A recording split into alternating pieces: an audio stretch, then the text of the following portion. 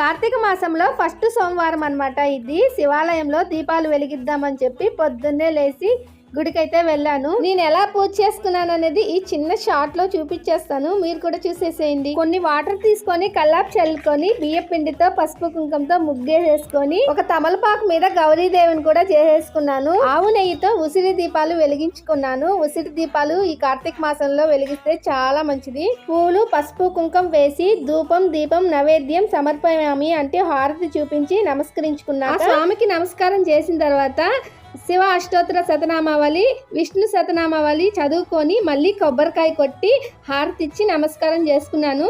ఇంకా వెళ్లే ముందు ₹1 గౌరీదేవి దగ్గర పెట్టి, అమ్మ నిన్ను నాతో తీసుకెళ్తున్నాను, నా పసుపు కుంకాలను చల్లగా చూడు తల్లి అని అనుకొని సూత్రాలకి పసుపు కుంకం రాసుకొని శివుడికి ప్రదక్షిణం చేసి దర్శనం కూడా చేసేసుకొని ఇంటికి వచ్చేసాను అనమాట. ఎంతమందికి కార్తీక మాసంలో గుడికి వెళ్ళి దీపాలు వెలిగించే అలవాటు ఉంది?